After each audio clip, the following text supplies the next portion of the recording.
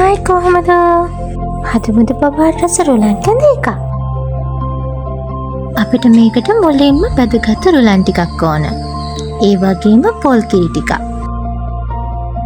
චූටි කෑලි වලට කපාගත්තු රටහිඳි ටිකක්. බටර් හෝ මාගරින් තේ හැඳා. මුලින්ම පෑන් එකට වැදගත් රුලන් ටික දාගන්න. ඒකටම අපි උකු පොල් කිරි ටිකක් දාගමු. දැන් ඒ දෙක හොඳට මික්ස් කරගන්න.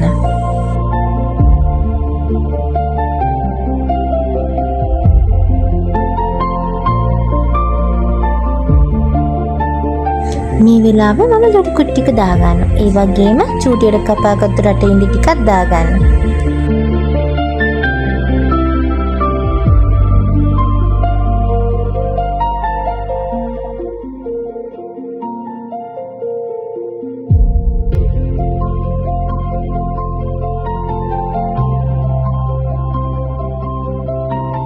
හදාගත්තු මිශ්‍රණය බබාගේ බෝල් එකට දාගෙන ඒකටම බටර් හෝ මාගරින් ටික දාගන්න.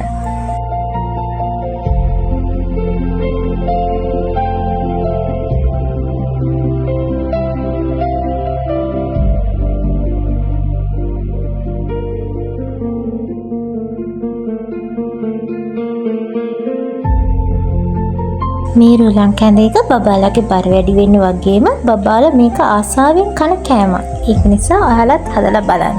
අපේ පුතත් මේක හරි ආසාවෙන් කාපු කෑමක්. එහෙනම් ගිහින් එනම් ආයෙත් රස රෙසිපි එකකින් හම්බ වෙමු.